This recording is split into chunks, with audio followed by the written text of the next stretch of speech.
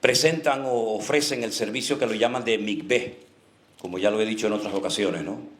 Que es una especie de pileta, una especie de piscinita, donde el hombre que quiere acercarse al Señor y purificarse, se tiene que sumergir en agua, ¿verdad?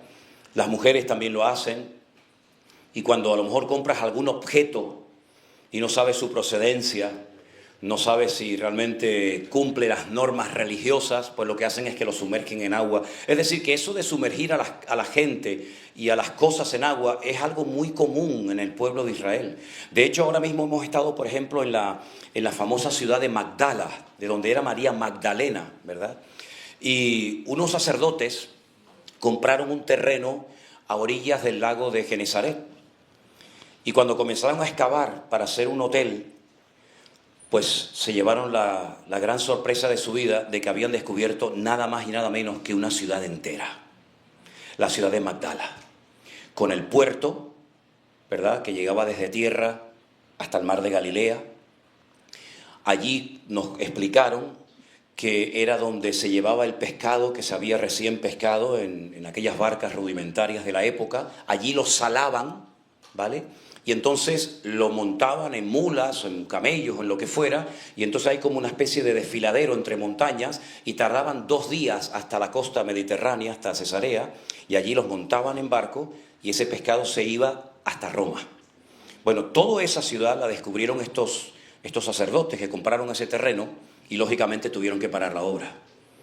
Cuando se enteraron las autoridades de Israel que habían descubierto sinagogas, mikveh, y toda una ciudad y el puerto de Magdala, automáticamente le pararon la obra. Entonces lo que hicieron fue que a un costado construyeron un hotel tremendo, y en el lado de la antigua ciudad de Magdala lo que han hecho es como un recorrido para que la gente vea dónde se sumergían los hombres y las mujeres en aquellas piscinitas llamadas mikveh para poder entrar purificados y limpios a las sinagogas. Y descubrieron una sinagoga de la época de Jesús. Y pueden ustedes tener la completa seguridad de que en esa sinagoga estuvo Cristo. Porque la Biblia dice en Mateo capítulo 9 que el Señor Jesús en su época recorrió todas las ciudades, todas las aldeas, y predicó en todas las sinagogas de ellos, anunciándoles el reino de Dios y sanando las dolencias y las enfermedades del pueblo. Y no me digan a mí que una mujer que fue liberada de 7 demonios, como María Magdalena, no invitaría al Señor para que fuera a su sinagoga a predicar la palabra, ¿verdad?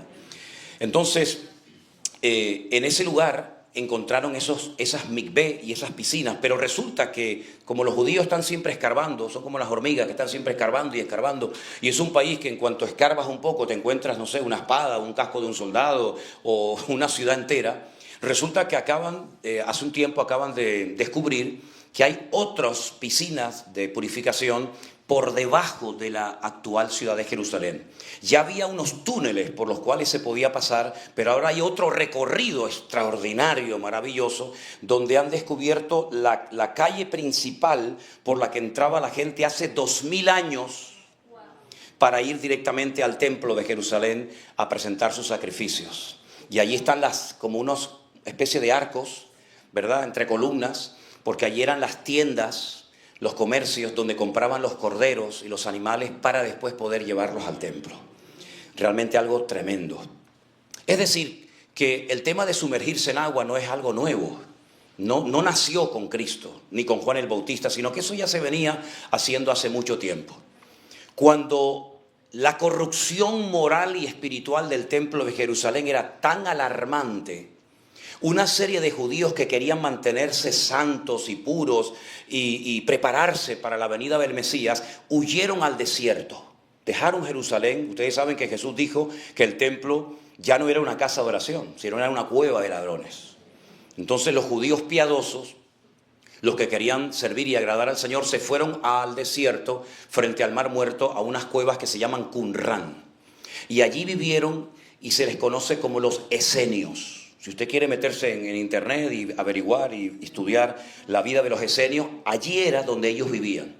Y se dedicaban fundamentalmente a hacer copias y copias y copias y cientos y miles de copias de la Biblia y de otros libros sagrados, y los escondían en vasijas de barro, ¿verdad?, para que cuando viniera los tiempos de la tribulación, el fin del mundo, pudieran las personas encontrar textos de la palabra de Dios. Allí se encontraron en 1947, los encontró un joven beduino, pastor de ovejas, encontró el tesoro más grande que se ha descubierto en el siglo XX, que fueron los famosos manuscritos del Mar Muerto, donde usted puede ver, por ejemplo, en un solo rollo, cosido con el nervio de los animales, cosido hoja tras hoja, usted puede ver todo el libro de Isaías entero.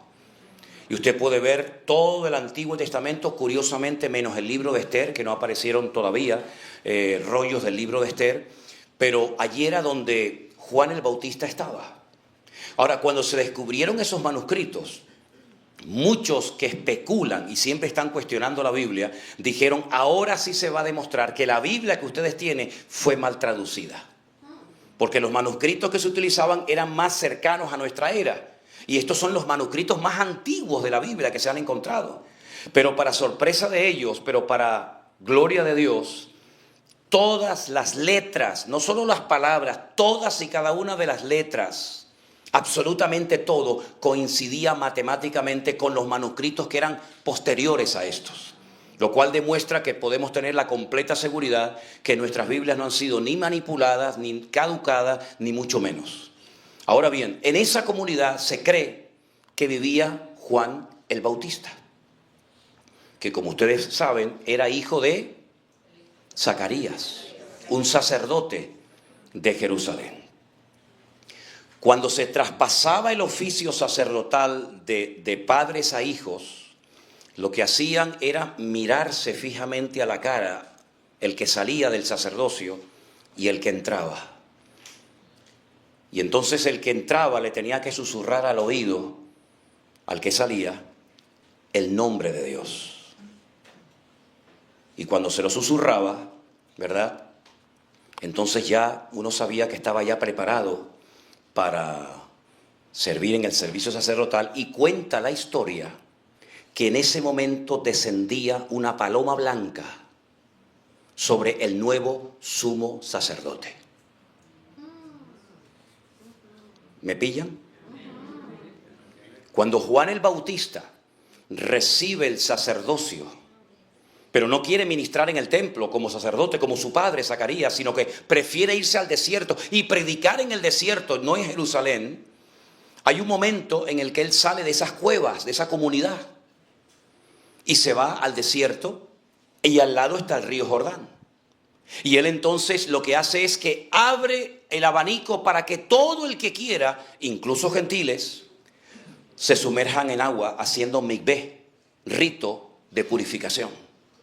Y entonces dice que venían de todas las aldeas y de todas las ciudades, y venían del otro lado del Jordán, de Decápolis, etcétera, etcétera, y hasta soldados romanos venían para querer ser bautizados por Juan el Bautista. Y entonces esto levantó tanta expectativa, esto levantó todo un alboroto en Jerusalén por parte de los religiosos, que mandaron los sacerdotes al desierto a preguntarle, pero ¿tú quién eres? ¿Tú quién eres? ¿Tú eres el Mesías? Dice, no, yo no soy el Mesías.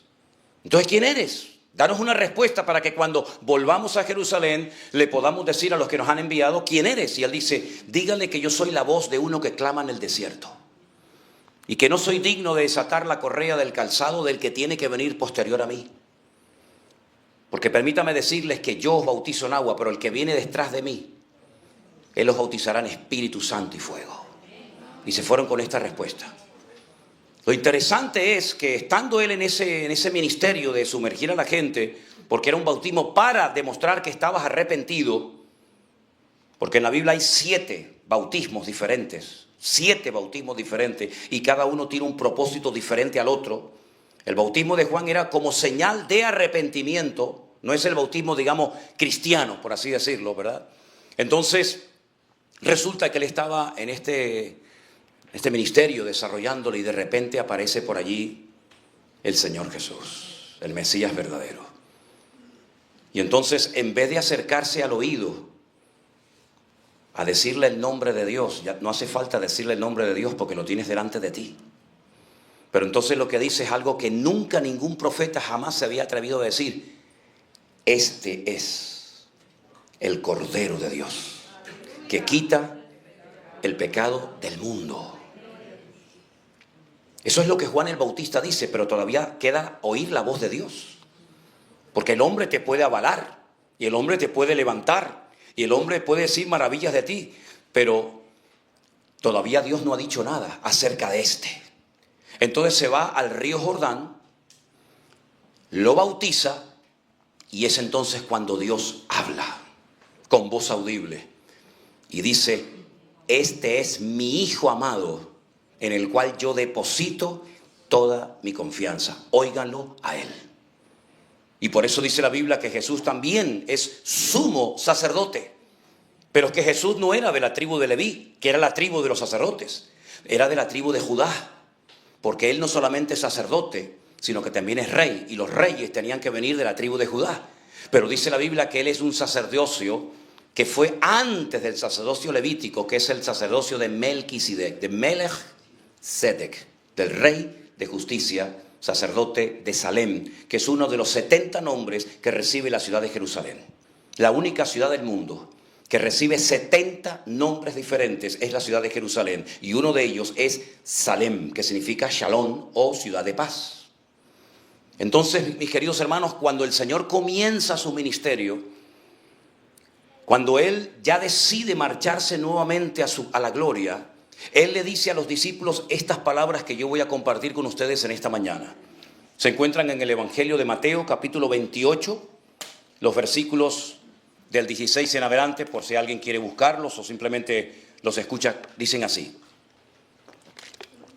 pero los 11 discípulos se fueron a Galilea, al norte, al monte donde Jesús les había ordenado. Y cuando le vieron, le adoraron. No le alabaron, le adoraron. Una cosa es alabar y otra cosa es adorar, es reconocer su divinidad. No solamente reconozco sus milagros y su carisma y su poder y su autoridad, sino reconozco que Él es Dios. Él es Emmanuel, Dios con nosotros, ¿verdad? El verbo hecho carne. Y entonces ellos le adoran, aunque dice que algunos todavía dudaban. Qué tremendo, ¿no? Después de la resurrección, ¿todavía dudas? Jesús se le acercó y les dijo: toda potestad, todo poder, toda autoridad me es dada en el cielo y en la tierra. Por tanto, id y haced discípulos a todas las naciones. Y ahora dice: bautizándolos, que significa sumergiéndolos, en el nombre del Padre, del Hijo y del Espíritu Santo, enseñándoles a esas personas que guarden todas las cosas que yo os he mandado, y he aquí, yo estoy con vosotros todos los días hasta el fin del mundo. Amén. Yo estoy con vosotros todos los días hasta el fin del mundo. Ahora, nosotros hoy estamos aquí y decimos qué promesa maravillosa de saber que el Señor está con nosotros. Pero el que en este momento está en Japón y está leyendo este versículo, mi pregunta es: si el Señor está aquí, el hermano de Japón que está leyendo esta misma promesa, ¿puede también apropiarse para su vida esta promesa? Amén. Y el que está en España, y el que está en Argentina, y el que está en Ecuador, y el que está en México. Luego, si Él está con todo su pueblo alrededor del mundo, una de dos: o es un impostor o tiene que ser Dios.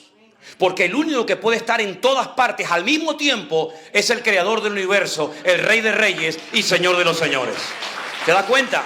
O es Dios o no es Dios. Pero como es Dios, puede estar con el enfermo en el hospital, y puede estar con el predicador en el púlpito, y puede estar con cualquier hijo suyo en cualquier parte de la tierra. Y esto confirma lo que ya venía diciendo el Antiguo Testamento, cuando dice que el ángel del Señor acampa alrededor de los que le temen y los defiende. No es un ángel cualquiera, porque es un ángel que hace acto de presencia en la vida de toda aquella persona nacida de nuevo. Y otra vez encontramos, como cientos y miles de veces, al Señor Jesucristo en las páginas del Antiguo Testamento. ¿Se dan cuenta? Los discípulos, cuando ya el Señor se marcha, se van a la ciudad de Jerusalén. El Señor les había dicho, y quiero que vengan conmigo si quieren al libro de los Hechos, que es un libro que fue escrito por Lucas, y se cree que en un principio este libro estaba junto con el Evangelio de Lucas.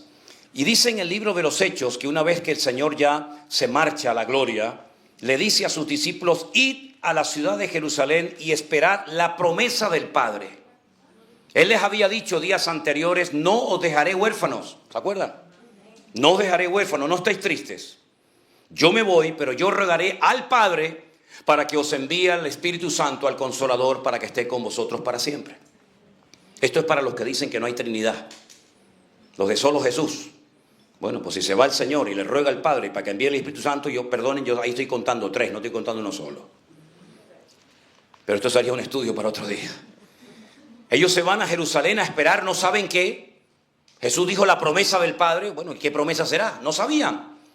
Ahora, ¿cuánto tiempo esperaron?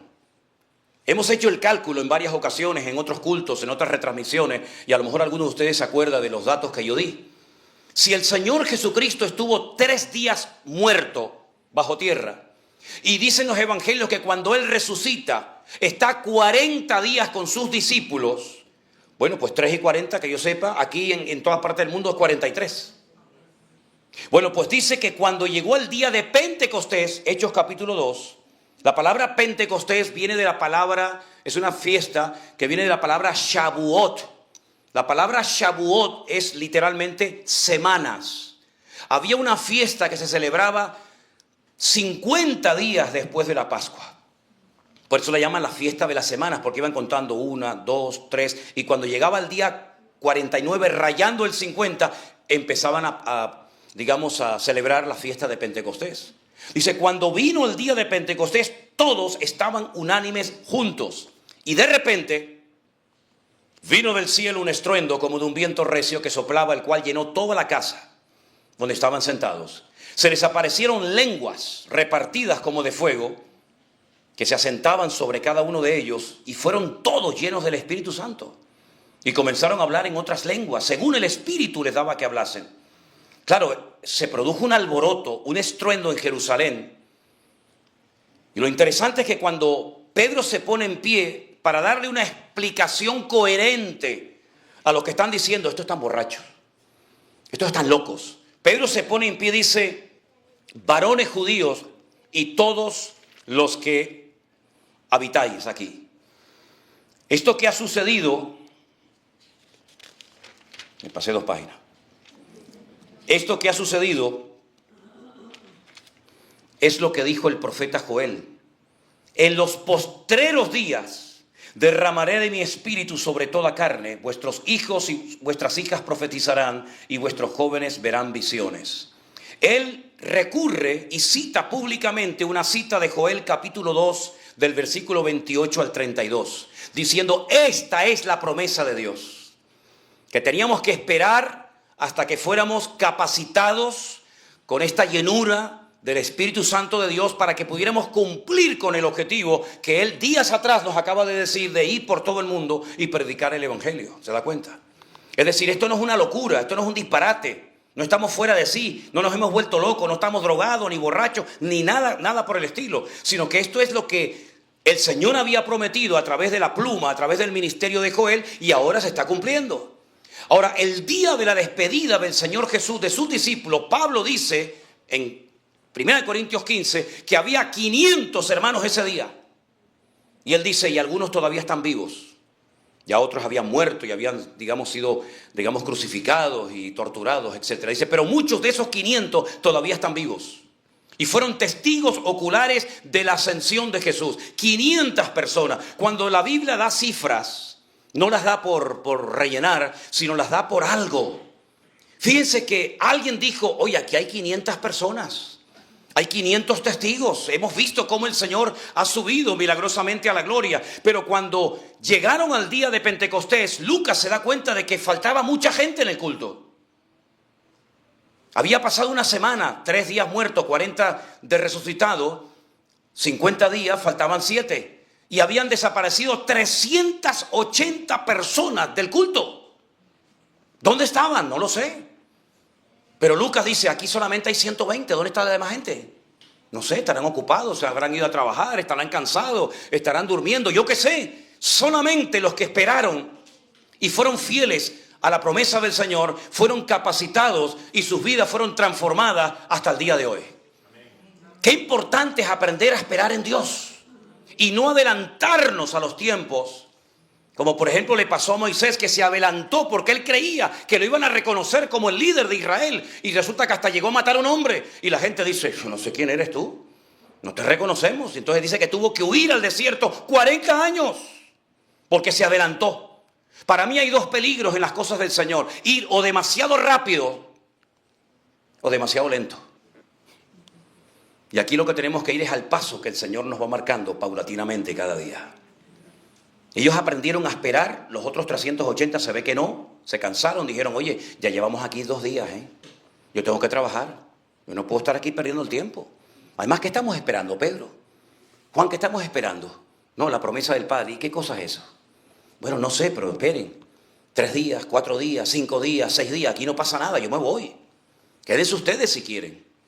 Yo tengo familia que atender, yo tengo hijos, tengo negocios, tengo empresas, tengo esto, tengo aquello. Se fueron. Solamente los que aprendieron a esperar pacientemente en el Señor, como dice la Biblia, pacientemente esperé en el Señor, fueron los que fueron transformadas sus vidas por el poder del Espíritu de Dios. Entonces, qué importante es aprender a esperar en los tiempos del Señor. No tengas prisa, no te precipites. Pero si generalmente el Señor tarda más tiempo en prepararnos que en usarnos. ¿Es así? ¿Cuánto tiempo predicó Juan el Bautista? Dice, de los nacidos de mujer, el más grande de todos. ¿Cuánto tiempo predicó Juan el Bautista? Se calcula que no llegó ni a 1 año. Pero estuvo toda la vida siendo preparado en el desierto por el Señor. ¿Cuánto tiempo predicó Jesús? 3 años. ¿Y cuánto tiempo esperó? 30. Encomienda al Señor tu camino. Confía en Él y Él hará. Cuando Él predica en el día de Pentecostés y explica lo que es la promesa del Padre, dice que se compungieron de corazón ante aquellas explicaciones, ante aquel discurso, se compungieron y le dijeron a los discípulos: ¿y ahora qué hacemos? Resulta que hemos matado al verdadero Mesías. Se compungieron y dice: ¿qué hacemos? Y Pedro dice: arrepiéntense, pídanle perdón a Dios de sus pecados y bautícense. Y entonces vemos que ya después de Cristo se comenzó a bautizar a la gente como señal de que habían entendido el Evangelio y querían seguir al Mesías como su Señor y Salvador personal. Pero no fue un acto esporádico, algo que se hizo en Jerusalén y ya pasó a la historia. No, es que siguieron haciéndolo. Porque la Biblia cuenta de que había un diácono de la iglesia primitiva, un tal Felipe, que un día estaba en Samaria y el Señor le dice: vete al desierto. Y él, en obediencia, lo deja todo y se va al desierto. ¿A qué? No lo sé, pero Dios me ha dicho que me vaya.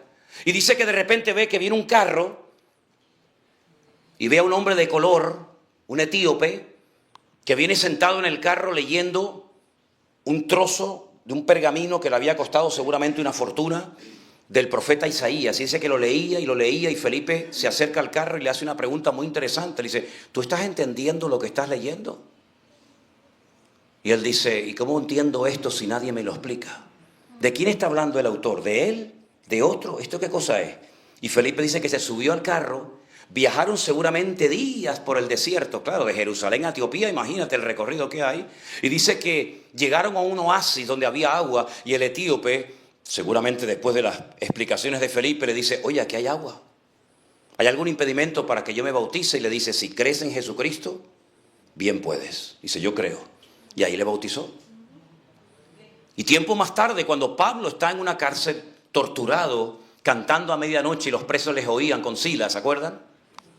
No se está quejando, no se está lamentando, sino que él dice: bueno, esto es lo que el Señor ahora ha mandado a nuestras vidas. Dice que cuando el carcelero se iba a quitar la vida, pensando que como estaban las puertas de la cárcel abiertas, habían huido todos los presos, Pablo dice: no, tranquilo, no te preocupes, nadie se ha ido, si hay más paz aquí dentro que fuera en la calle. Cree en el Señor Jesucristo y serás salvo, tú y toda tu casa esta noche. Y dice que los bautizó al momento a todos en esa noche. Y así podemos ir por todas las páginas del Nuevo Testamento, sobre todo por el libro de los Hechos, y vemos que la gente no se bautizaban cuando eran pequeñitos, como nos hicieron a nosotros, ¿se acuerdan? Que llegaron los padrinos y nos llevaron a un sitio que yo ni me acuerdo. Yo lo veo en las películas que me hicieron de la época y en la fotografía, y me metieron en una pila y me echaron agua por encima y ya está, venga, el siguiente. Venga. ¿Por qué? Porque la Iglesia Católica, que no la inventó el Señor Jesucristo, sino los hombres a partir de casi del 400 después de Cristo,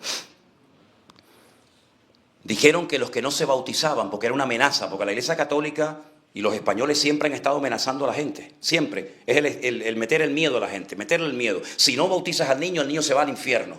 Pero como era muy fuerte decir eso, dijeron: bueno, al infierno no, al limbo. ¿Y eso qué cosa es? Nunca lo dijeron. Pero este papa que dimitió, que se murió hace poquito, Ratzinger, él dijo el limbo no existe y lo quitó de la Iglesia Católica. Y esto muchos católicos no lo saben. Porque el limbo no existe. Aunque algunos están como en el limbo, pero... Y amenazaban a la gente. Si no bautizan a los niños se van al limbo. ¿Cuánto tiempo? Vete tú a saber, ¿verdad? Siempre con amenazas, siempre metiéndole miedo a la gente, siempre manipulando las cosas. Y la gente por ignorancia... Porque el terreno favorito del diablo es la ignorancia, ¿verdad? El terreno favorito de muchos corruptos políticos, ¿cuál es? Que el pueblo sea un ignorante, porque cuanto más ignorante sea, más fácilmente podemos manipularlos, engañarlos y hasta robarles, ¿verdad? Pues uno ve que no es bíblico el bautismo de los niños. Y uno dice, bueno, ¿y José y María, que tanto se habla de ellos en la Iglesia Católica y en el mundo cristiano, no habrán llevado a Jesús siendo chiquitito a una pila bautismal a Jerusalén para ser bautizado? No.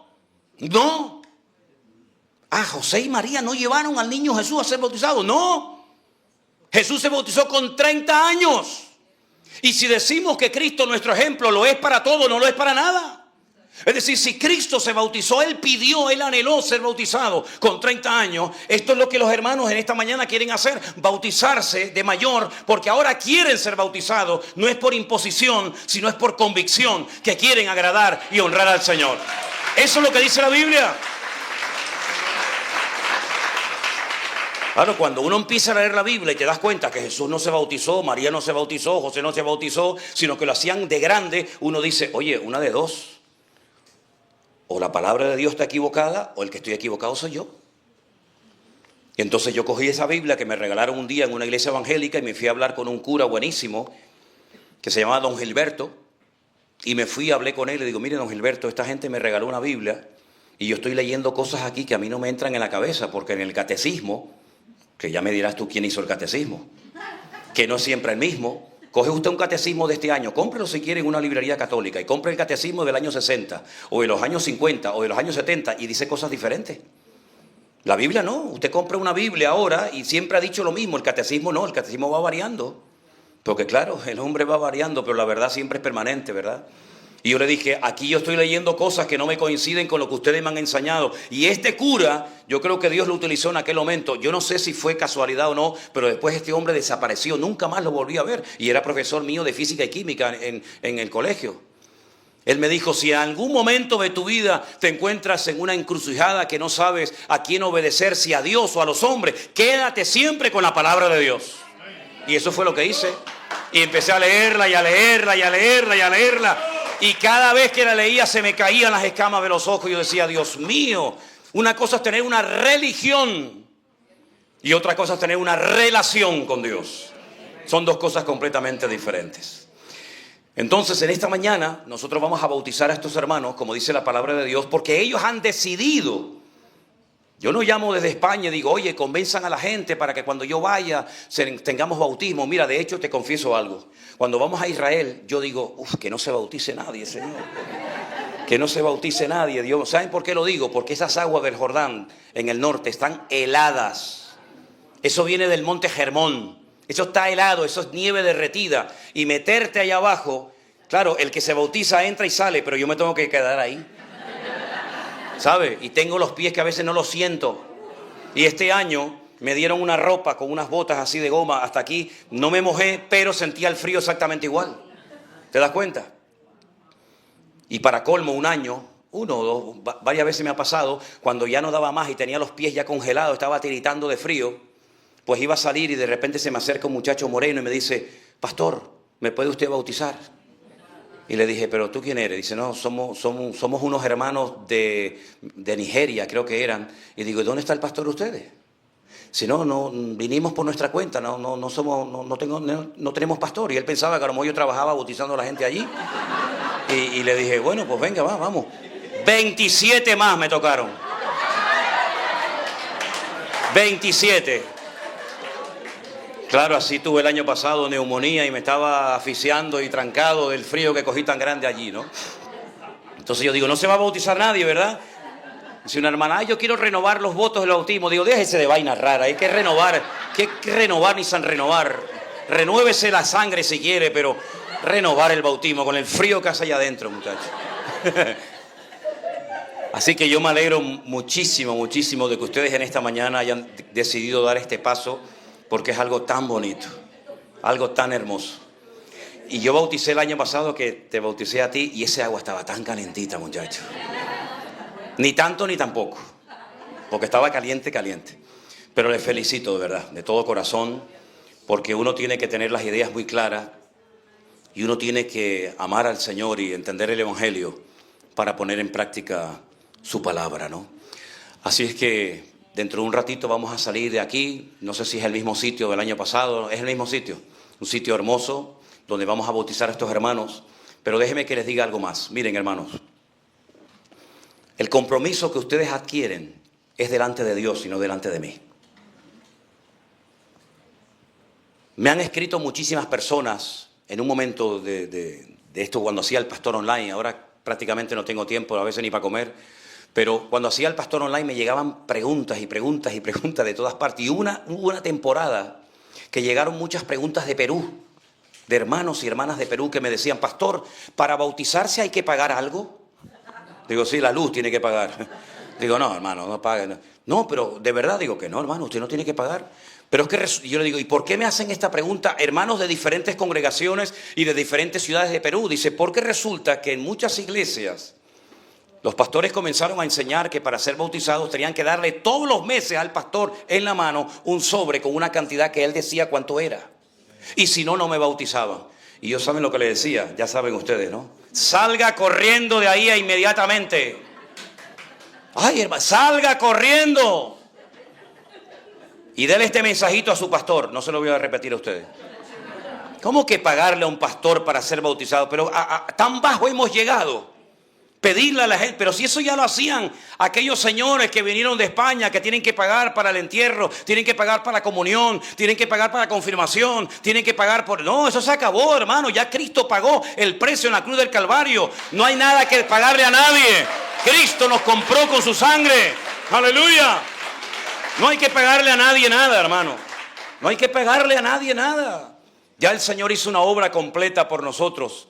Y nos redimió de todas esas patrañas y mentiras y de esa ignorancia. Porque el Señor no solamente vino a perdonar nuestros pecados y a cambiar nuestra vida, sino vino a darnos luz.